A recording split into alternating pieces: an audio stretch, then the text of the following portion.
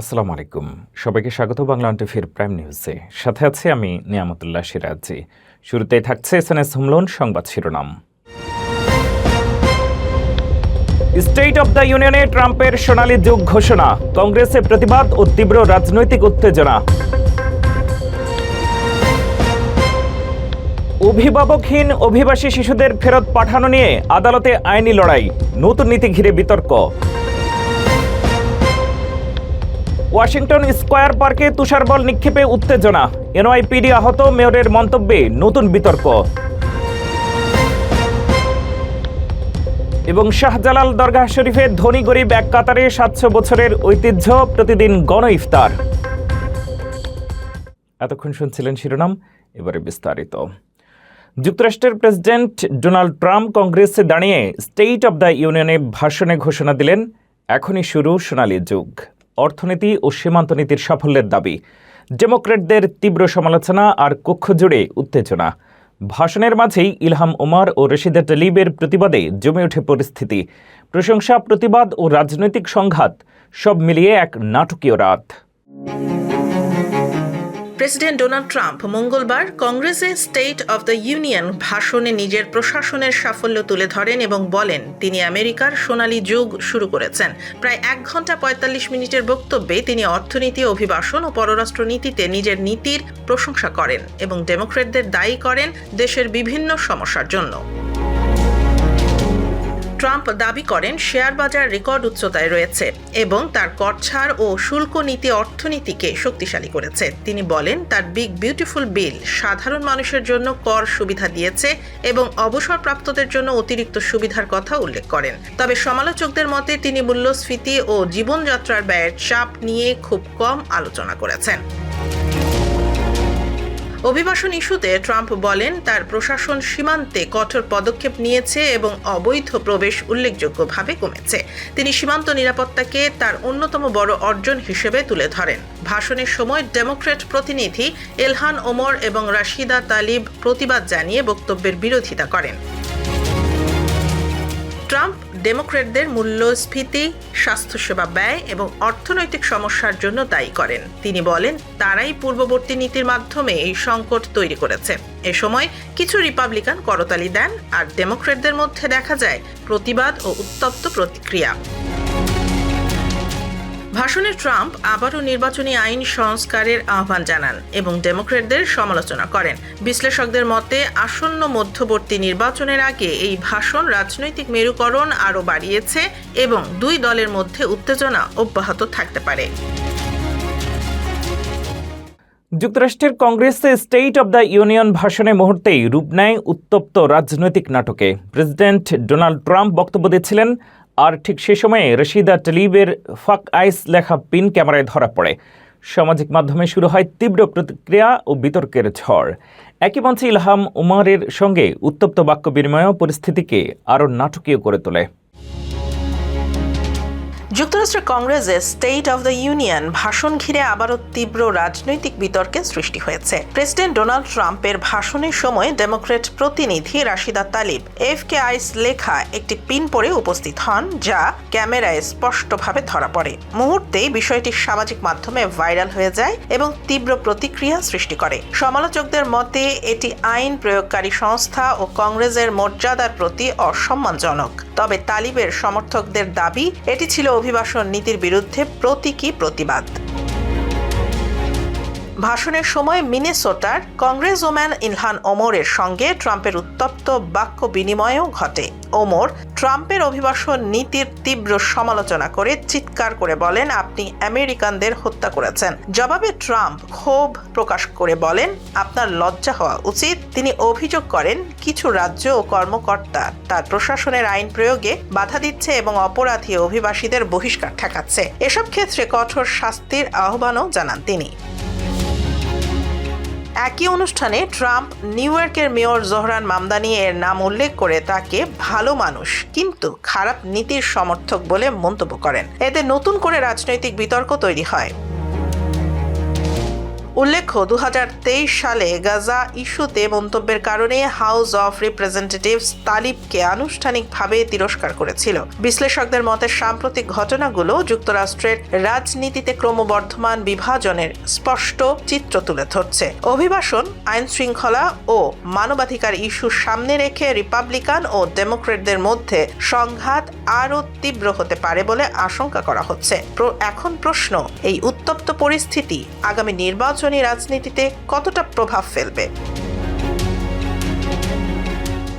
অভিভাবকহীন অভিবাসী শিশুদের নিয়ে নতুন নীতি ঘিরে আইনি বিতর্ক চলছে।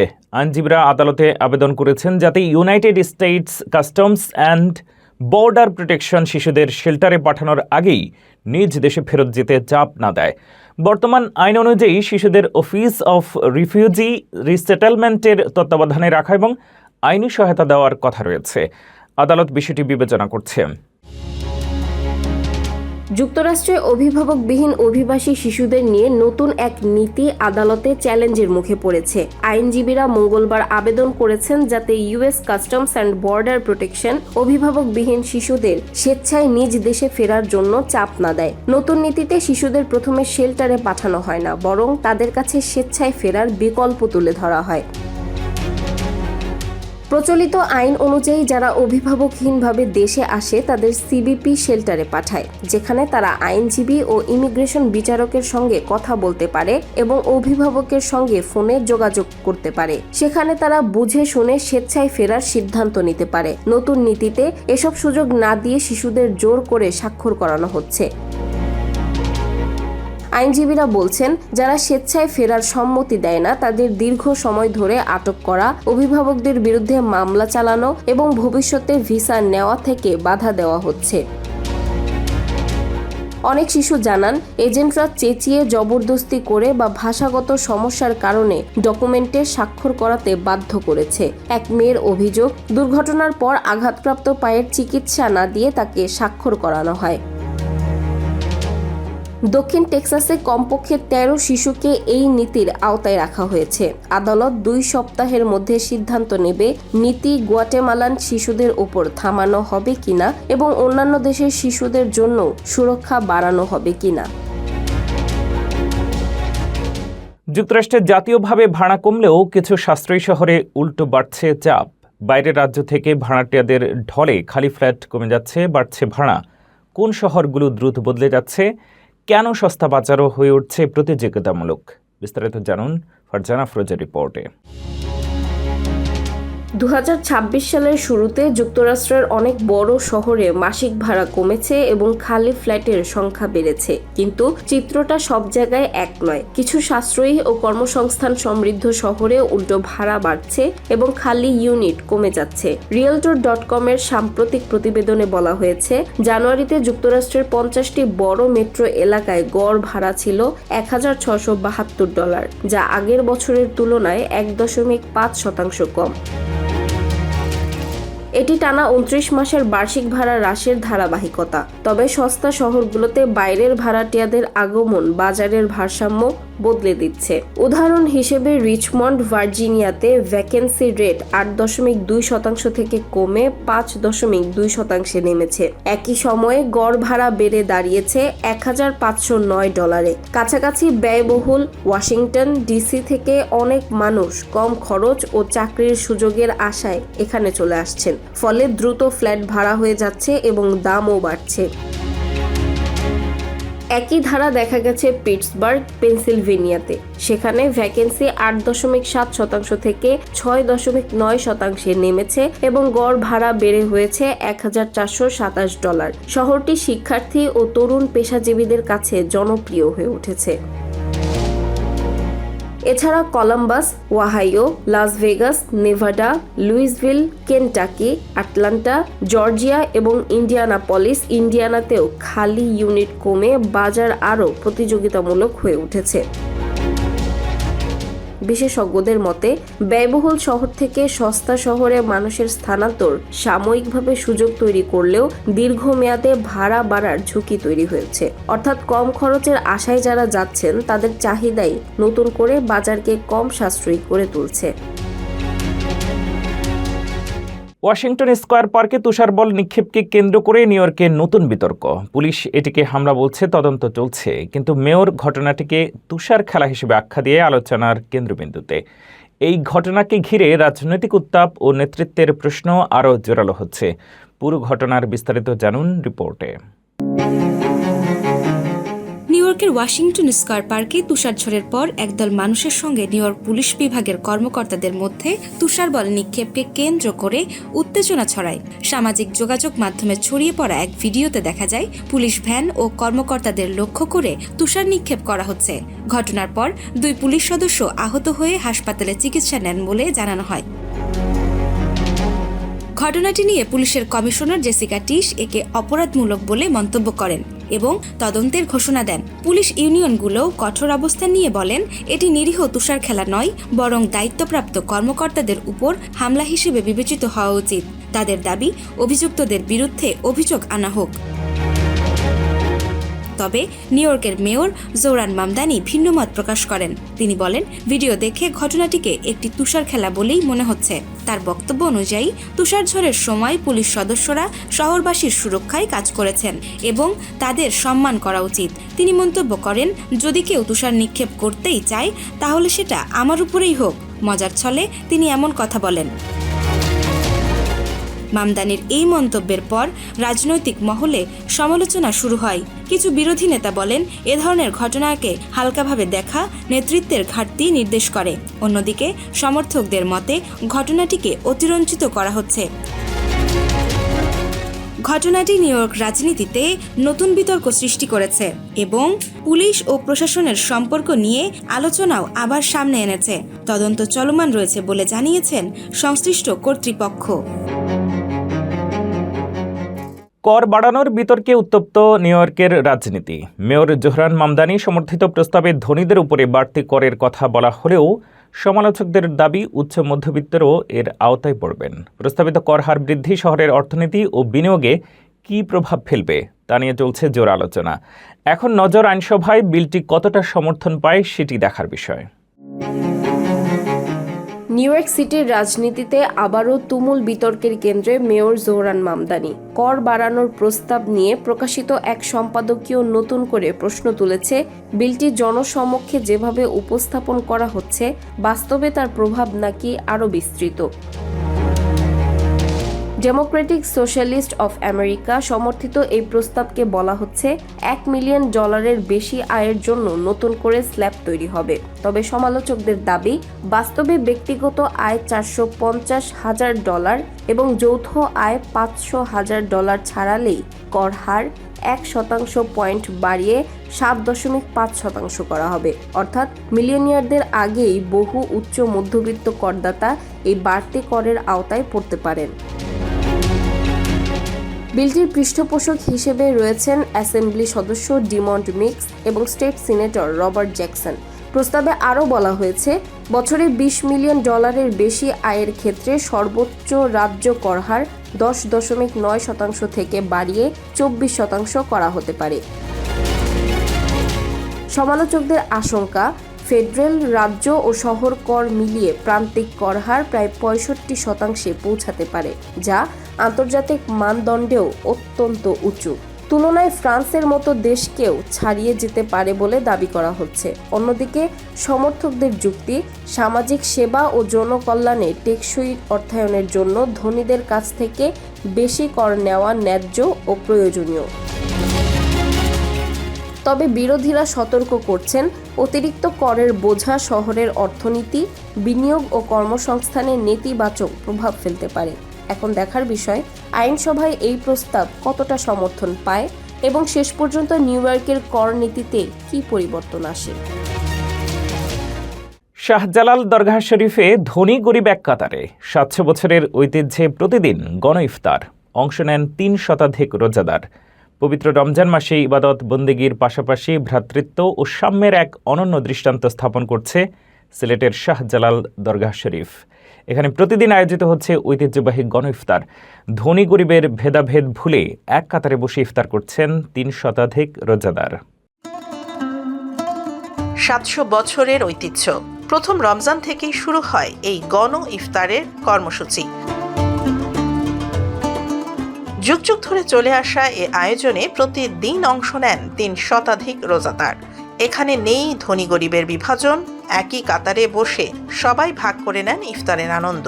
আমি ঢাকা থেকে আসছি, আর এখানে কতজনের আয়োজন করব বেসিক্যালি নির্দিষ্ট কোনো সংখ্যা ধরে আয়োজনটা করা হয় না, আনুমানিক একটা আইডিয়া থেকে করা হয়। প্রতিদিন যে ধরনের লোক হয় অন্তত অতগুলো লোকের সামান্য আয়োজনটুকুতে যেন কোনো কমতি না থাকে, ব্যাস এতটুকু। অবশ্যই তো বাইয়া বইছি আইসে তারা বইটা বইছি পরিষ্কার ভালো লাগে বইছি। জীবনে যা করেছি ভুল করেছি, এই প্রান্তে এসে যদিও সংশোধন করার চেষ্টা করে হবে না, হয়তো আল্লাহ পাক মাফ করবে না। এটাই প্রকৃত জীবন, এদের সাথে আছি। আজকে আসলাম সুদূর কুমিল্লা থেকে এসেছি। খিচুড়ি, গরু কিংবা খাসির মাংসের আখনি, ছোলা, খেজুর, জিলাপি ও পেঁয়াজু পেট ভরে ইফতার করে তৃপ্তি প্রকাশ করেন রোজাদাররা। 25 বছর থেকে আমি এই সেবায় আছি। এভাবে প্রতি রমজান আসলে আমরা ইফতারের ব্যবস্থা করি। অফিস থেকে করা হয় প্রায় 400-450 মানুষের ইফতারি। এক এক দিন এক এক মেনু থাকে, কোনোদিন খিচুড়ি থাকে, ডিম থাকে, কোনোদিন তরকারি পোলাপ থাকে। আজকে যেমন খসির মাংস আলু দিয়ে রান্না হয়েছে আর পোলাপ করা হয়েছে। এবং এক দিন এক এক রকম থাকে। এটা আমাদের খুব আনন্দ লাগে। আমরা যেটুকু মানুষের সবাই খুব আনন্দের সাথে কাজটা করি। যখন ঈদের আসরের পরে আমরা যখন আসি আমাদের মনটা খুব খারাপ লাগে। ভক্ত আশেকানদের দান এবং মাজার কর্তৃপক্ষের অর্থায়নে পরিচালিত হচ্ছে এই বৃহৎ আয়োজন। আমি আসলে ঢাকা থেকে এসেছি, আমি ঢাকা বিশ্ববিদ্যালয়ে এখন পড়ালেখা করছি, কিন্তু আমার অনেক দিনের ইচ্ছা ছিল। আমি ছোটোবেলায় যখন সিলেট থাকতাম আর কি, আপনার শমশেরনগরে থাকতাম, এরপরে আপনার একবার আসা হয়েছিল এইখানে, এছাড়া আর কখনোই এখানে আসা হয়নি। তা আমার খুব ইচ্ছা ছিল যে সিলেটে আসলে যাওয়া দরকার এবং সিলেটের দরকারটা আসলে দেখা দরকার। তো আজকে আসলাম যেহেতু একটু দেখে যাচ্ছি আর কি। তো উপরে গেলাম, মাজারটা জিয়ারত করলাম এবং এখন সবাই মিলে ইফতার করছে। খুব ভালো লাগছে যে আসলে এখানে এক জায়গার যে মানুষ এরকম না, সব ধরনের মানুষ একসাথে বসেছে, সবাই একসাথে ইফতার করছে। আসলে ইফতারের মানে এমনই হওয়া উচিত ছিল, কিন্তু আমাদের সমাজ ব্যবস্থা আসলে এখন ধনীদের একটা ইফতার হচ্ছে, গরিবদের একখানে ইফতার করানো হচ্ছে। এই কনসেপ্ট আমার কাছে ভালো লাগে না, বাট এই জায়গায় যেভাবে ইফতার করানো হচ্ছে আমার কাছে মনে হচ্ছে খুব একটা বিউটিফুল এবং ইফতারের যে আসল যে মানেটা সেটা ফুটে উঠেছে আসলে। রমজানের প্রতিদিনই নামাজ ও জিয়ারত শেষে ভক্তরা যোগ দেন এই গণ ইফতারে। সময়ের পরিবর্তনে পরিবেশনায় এসেছে কিছু পরিবর্তন, তবে ঐতিহ্য আর আন্তরিকতায় নেই কোনো ঘাটতি। ইফতার করেন সব মানুষে দেন, ইফতার করেন সব মানুষ আইন, বাইরের মানুষ আইন, লোকাল মানুষও কিছু ইফতার করেন। আর এটা দীর্ঘদিন তাই চলে চলিয়া যান। রাইসেরির খাওয়ার অনেক ব্যবস্থা আছে, যেন মানে অনেক ব্যাকসেরির খাওয়ার ব্যবস্থা আছে। ওইটা চলমান অবস্থায় প্রচুর মানুষ আইন, দেশি সব মানুষ আইন, যেন এই ইফতারের ব্যবস্থা কোনো অসুবিধা হয় না। আর সিলেটের মানুষ এমনিও মানে একেবারে লাগে সহযোগিতা আছে, যেন তারা করে ও ছেলেরা। হযরত শাহজালাল এর মাজারে খাদেম শামুন মাহমুদ খান বলেন, শাহজালালের মাজারে মানত নিয়ে আসা ভক্তদের সুবিধার জন্যই এই গণ ইফতারের আয়োজন করা হয়। ভক্তদের দান এবং মাজার কর্তৃপক্ষের টাকায় প্রতিদিন খাসি কিংবা গরুর মাংস দিয়ে তৈরি আখনি, খিচুড়ি, ছোলা, খেজুর, জিলাপি ও পেঁয়াজু দিয়ে আপ্যায়ন করা হয়। সিলেটের শাহজালাল দরগাহ শরীফে শতাব্দী প্রাচীন এ গণ ইফতার শুধু খাবারের আয়োজন নয়, বরং সাম্য, ভ্রাতৃত্ব ও মানবিকতার এক অনন্য দৃষ্টান্ত। মধ্যপ্রাচ্যের দেশ সৌদি আরবিয়া জনস্বাস্থ্য সুরক্ষা ও খাদ্য নিরাপত্তা নিশ্চিত করতে বাংলাদেশ সহ 40 দেশের মুরগি ও ডিম আমদানিতে নিষেধাজ্ঞা আরোপ করেছে। পাশাপাশি আরও 16 দেশের নির্দিষ্ট শহর বা এলাকা থেকে আংশিক আমদানিতে বিধিনিষেধ রয়েছে। এই সিদ্ধান্তের প্রধান কারণ হিসেবে উচ্চমাত্রার এভিয়ান ইনফ্লুয়েঞ্জার প্রাদুর্ভাব উল্লেখ করা হয়েছে। সম্পূর্ণ নিষিদ্ধ দেশগুলোর মধ্যে রয়েছে আফগানিস্তান, বাংলাদেশ, ভারত, চীন, দক্ষিণ কোরিয়া, উত্তর কোরিয়া, জাপান, যুক্তরাজ্য, Iran, Indonesia, Mexico, Nepal, Vietnam, Bulgaria, Germany, Bosnia ও হার্জেগোভিনা প্রভৃতি। আংশিক নিষিদ্ধ দেশগুলোর মধ্যে রয়েছে যুক্তরাষ্ট্র, Australia, Italy, France, Canada, Malaysia ও অন্যান্য। Saudi food and drug authority এর নিয়ম অনুযায়ী স্বাস্থ্য ও নিরাপত্তার মান পূরণ করা হিট ট্রিটেড বা প্রক্রিয়াজাত মুরগি এই নিষেধাজ্ঞার আওতায় পড়বে না। সরকারি সনদ থাকা বাধ্যতামূলক, যা নিশ্চিত করবে ভাইরাস সম্পূর্ণরূপে ধ্বংস হয়েছে এবং পণ্য অনুমোদিত স্থাপনা থেকে এসেছে। যুক্তরাজ্যে ভ্রমণে বাধ্যতামূলক হল ইলেকট্রনিক ট্রাভেল অথরাইজেশন ইটিএ। যুক্তরাষ্ট্র, অস্ট্রেলিয়া সহ 85টি দেশের নাগরিকদের জন্য এটি প্রযোজ্য। ইটিএ পেলে পর্যটন, ব্যবসা বা স্বল্পমেয়াদী পড়াশোনার জন্য সর্বোচ্চ 6 মাস থাকা সহ একাধিকবার যাওয়া আসা করা যাবে। তবে দ্বৈত নাগরিকরা সমস্যায় পড়েছেন। আবেদন ফি 16 পাউন্ড এবং যাত্রা 3 কর্মদিবস আগে আবেদন করার পরামর্শ দেওয়া হয়েছে। যুক্তরাজ্যে ভ্রমণের নতুন নিয়ম চালু করা হয়েছে। 25 ফেব্রুয়ারি থেকে যুক্তরাষ্ট্র, অস্ট্রেলিয়া সহ 85টি দেশের নাগরিকদের জন্য বাধ্যতামূলক করা হয়েছে ইলেকট্রনিক ট্রাভেল অথরাইজেশন বা ইটিএ। এটি ভ্রমণ প্রক্রিয়াকে দ্রুত, সহজ ও নিরাপদ করার উদ্দেশ্যে চালু করা হয়েছে। ইটিএ হলো যুক্তরাজ্যে যাওয়ার আগে নেওয়া একটি ডিজিটাল অনুমতি। অনুমোদন পেলে একজন ভ্রমণকারী সর্বোচ্চ 6 মাস পর্যন্ত যুক্তরাজ্যে থাকতে পারবেন এবং একাধিকবার যাওয়া আসা করতে পারবেন। পর্যটন, ব্যবসা বা স্বল্পমেয়াদী পড়াশোনার জন্য এটি ব্যবহার করা যাবে। তবে দীর্ঘমেয়াদী কাজ বা পড়াশোনার জন্য আগের মতোই ভিসা প্রয়োজন। ব্রিটিশ বা আইরিশ নাগরিক, সেটেলড স্ট্যাটাসধারী এবং ফ্রান্স থেকে শিক্ষা সফরে আসা শিশুদের জন্য ছাড় রয়েছে। ইটিএর জন্য আবেদন ফি 16 পাউন্ড। আবেদন করার জন্য সরকারি অ্যাপ ডাউনলোড করে পাসপোর্ট যোগাযোগের তথ্য, ছবি এবং কয়েকটি প্রশ্ন পূরণ করতে হবে। অধিকাংশ আবেদনকারীর ক্ষেত্রে অনুমোদন কয়েক মিনিটের মধ্যে স্বয়ংক্রিয়ভাবে পাওয়া যাবে। তবে যাত্রার অন্তত 3 কর্মদিবস আগে আবেদন করার পরামর্শ দেওয়া হয়েছে। যাত্রার সময় বৈধ ইটিএ না থাকলে বোর্ডিং বাধা দেওয়া হতে পারে। ইটিএ পাসপোর্টের সঙ্গে ডিজিটালি সংযুক্ত থাকবে, তাই কাগজপত্র দেখানোর কোনো প্রয়োজন নেই। দ্বৈত নাগরিকদের সমস্যা বেশি, তারা ইটিএর আবেদন করতে পারবে না। তাদের ব্রিটিশ পাসপোর্ট বা সার্টিফিকেট অফ এন্টাইটেলমেন্ট দেখাতে হবে। নতুন নিয়মে আগে অন্য দেশের পাসপোর্ট ব্যবহার করে যুক্তরাজ্যে ফিরে আসা সম্ভব নয়। অনেকেই খরচ ও সময়ের কারণে সমস্যায় পড়েছেন, যদিও সরকার ইতিমধ্যেই সচেতনতা তৈরি করেছে। এই ছিল বাংলা টিভির প্রাইম নিউজে। পরবর্তী প্রাইম নিউজ দেখার আমন্ত্রণ জানিয়ে শেষ করছি এখানেই। এতক্ষণ সাথে থাকার জন্য ধন্যবাদ।